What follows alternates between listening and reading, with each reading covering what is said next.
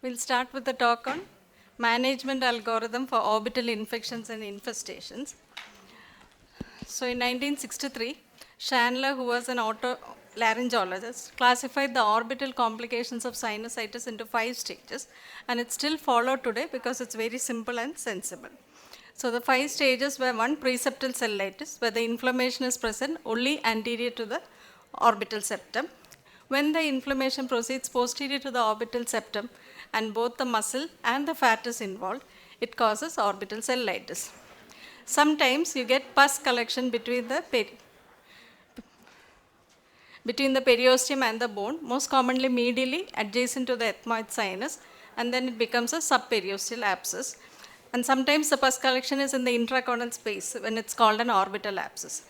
Rarely, the infection spreads to the CNS and the body tries to limit the infection by causing a clot within the cavernous sinus, and this causes a cavernous sinus thrombosis. So coming to each of the stages, first simplest stage is the preseptal cellitis, where you have inflammation, localized warmth, erythema, edema of the eyelid, caused by a local focus of infection like a furuncle or a style. But when you open the eye and examine, the conjunctiva will be clear. There will be no proptosis, extraocular movements will be full and free, and usually vision is normal, no color vision defect or RAPD. The corresponding imaging will show edema in the superficial region only. The orbit will be healthy. So how will you manage mild preseptal cellitis? You can give oral antibiotics and keep the child on daily follow-up. However, if it is severe, treat as an almost orbital cellitis, hospitalize the child and start IV antibiotics. So next, when the disease becomes more severe, the patient will present with proptosis. Extraocular movements will be limited and painful. Conjunctiva will be chemosed and congested, and the patient is usually febrile and in severe pain. Vision may or may not be affected. There may or may not be RAPD depending on optic nerve involvement and color vision involvement similarly. And imaging will show proptosis. This is the defining sign between a preseptal cellitis and an orbital cellitis. And how will you manage? Orbital cellitis should be managed as an emergency. Hospitalize the patient immediately. Send for cultures, blood cultures, and an immediate CT, preferably contrast enhanced. And start on broad spectrum antibiotics like cephalosporin, third generation cephalosporins. If does not respond within 2 days, start on metronidazole and a low dose amikacin also. Get an ENT opinion and do a FS, because 90% of orbital cellitis is due to sinusitis, and 90% of sinusitis will be ethmoid sinusitis. If the patient complains of headache or there's a history of seizures, ask for an LP as well. So unlike bacterial orbital cellitis, fungal orbital cellitis occurs in a severely sick patient, usually a diabetic with ketoacidosis. Now fungal orbital cellitis is most commonly caused by mucor, which is a fungus characterized by aggressive angio invasion. So a patient presents with a blocked nose, severe facial pain and facial edema, and a painful proptosis. And sometimes in the late stages, you get eschar formation. Eschar formation is initially seen on the turbinates and the nasal mucosa. Later, it can appear on the skin, and facial eschars on the skin is a late sign and a poor prognostic sign. Here also, the imaging of choice is a fat suppressed diffusion weighted MRI with the characteristic avascular middle turbinate, and that is called the black turbinate sign. And diagnosis is always by histopathology, where you have to see the broad ribbon-shaped hyphae involving the vessels also. Management is tri-pronged, and simultaneously you have to control the risk factors. For example, in a diabetic, you control the hyperglycemia and the acidosis. At the same time, start the patient on IV liposomal amphotericin. If MRI shows involvement of the orbit, especially close to the apex, you can give a retrobulbar amphotericin injection. Get a ENT opinion and do a FS as soon as possible to do surgical debridement of the affected avascular tissues. Aggressive debridement is necessary.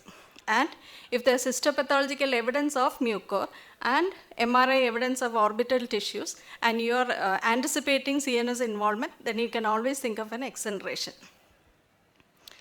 So sometimes, especially in children, even after 2 days of treatment for orbital cellitis, the patient fails to respond and starts to develop an eccentric proptosis. When you examine the patient, you may feel a palpable swelling along the orbital rim. So again, ask for an imaging, and you usually see a subperiosteal abscess. most commonly along the medial wall. Sometimes adjacent to the frontal sinus also, where you get a superior periosteal abscess. So how will you manage? Because it's mostly in the pediatric age group. For a child less than 9 years, mostly gram-positive organisms are responsible. So you can try just conservative management with IV antibiotics. Surgical drainage only if there is evidence of optic neuropathy.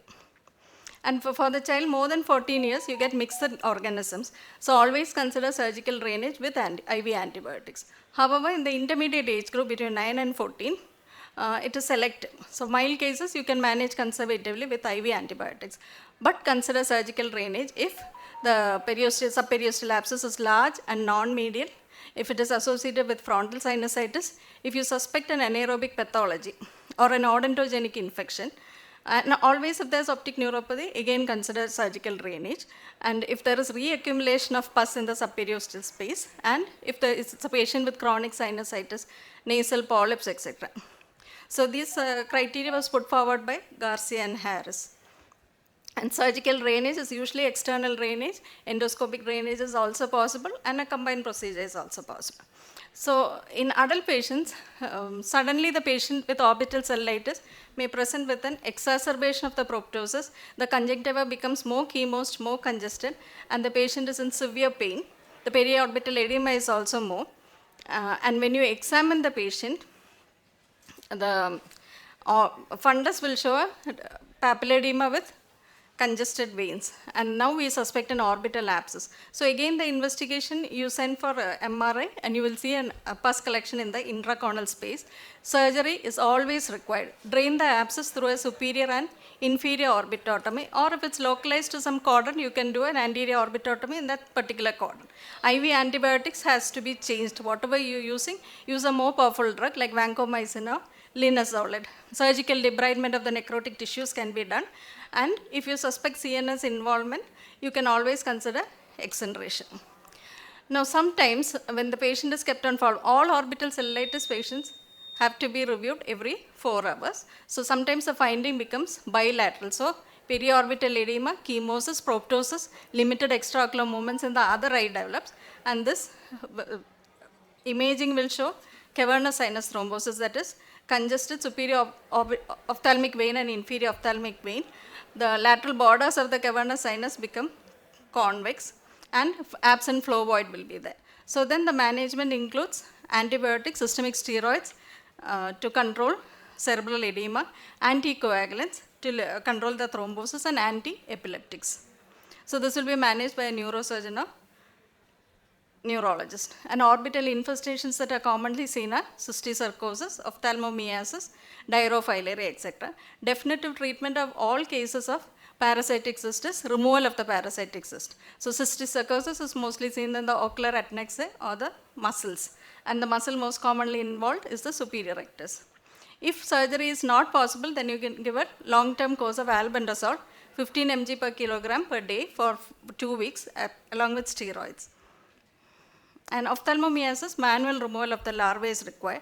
You pack the damaged orbit with 4% silocaine and turpentine oil to immobilize the larvae and manually remove it. Again, if the tissue destruction is extensive, do an excineration.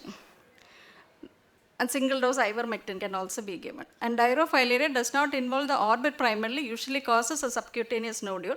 But again, excision of the nodule is necessary with single dose ivermectin and 3 doses of DEC. Other rare infestations are trypanosomiasis, leishmaniasis. Not strictly speaking orbital lesions, they present with periorbital edema, lid swelling, etc. Rhinosporiosis can be present in the nasolacrimal sac and present as an orbital swelling. Similarly, trichinosis can present in the extraocular muscles, etc. Thank you.